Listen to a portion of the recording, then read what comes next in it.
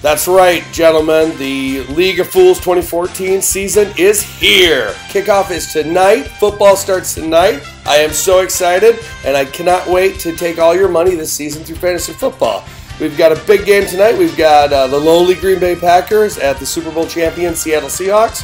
And then the rest of the weekend is just going to be a blur of football. I'm very excited, as you can tell. I'm going to try to do some of these video posts like I did a few years ago because I hate writing all that stuff, and it's easier to mock you guys directly to a camera, as I'm so good at doing. So let's take a quick look at the matchups this week. I'll give some thoughts and comments, and then we'll see you at the end of the video. First up, we have Whipping Boys versus Mikko's Marauders. Whipping Boys looks to have a solid team, mostly relying on Stafford and Calvin Johnson. Mikko's Marauders, that team is a strange mystery wrapped in a riddle. The product of an auto draft gone terribly, terribly wrong. I say if you want to take a good laugh at a bad lineup, go to Mikko's Marauders page and just check it out. Look around, see what he's got. I know he's finally made some updates. I still think he has like 8 quarterbacks, but I'm not sure. But hey, may the best man win. Up next, we have Eye of the Storm versus Vermiscuous Canids, the hardest name to say in the league currently. Don't try to top it, anybody, please. That name is a bitch enough to say and yet to spell. Both teams have a pretty solid lineup. Brad staying with the Matt Forte Band Club. Looks like Jim's got his token line of Golden Tate straight from the Seahawks. Be an interesting lineup. They both have a lot of high-scoring guys, a lot of question marks. But let's be honest, both of them are going to be in the bottom level ranks most of the season anyway. Are they really even worth talking about? We'll let the season decide. And now we have Chronic Roaches versus the Mullet Militia, formerly known as Butt Plug.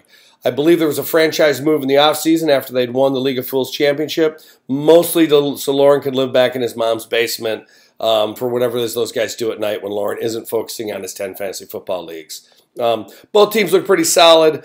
Chronic Roaches really, it's just been a disappointment for years, ever since they couldn't complete the two-peat.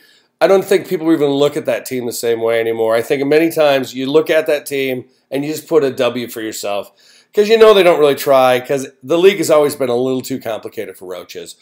Mullet's on a crazy, wild, unstoppable streak. I don't know if anything can stop him, if he can even be contained. Who can say? But his real goal this year is to win it again, to bring back the two-peat. After Chronic Roaches really kind of destroyed all the awesomeness of our league and his flop at a two-peat, we're really counting on you, Mullet Militia, to see what you can do. But to be honest, I'd rather see you lose 2, and then you and Chronic Roaches could maybe be in your mom's basement together and console each other with long, long, long, uncomfortable hugs without shirts on. Now we have 98 Vikings versus the Rabid Beavers. 98 had a pretty solid draft. It was cool to see Dan here at the house while we did the draft live. Hint, hint, hint, hint, Rabid Beavers and Mikko's Marauders. It's really nice when people are actually here for the draft, not doing auto drafts, checking their lineups. You know, things fantasy football owners do. So great to see him. Looks like he's got a pretty decent lineup. I don't know about a couple of those things, but hey, you know, 98 Vikings tries every year. You know, that's all you got to give the guy. Rabid Beavers, just happy you finally updated your lineup as of yesterday. So good job. Way to be on the ball, Beavers. I look at both these teams, and I just see them. They're going to be in my rearview mirror most of the season anyway. So do we really need to say anything else?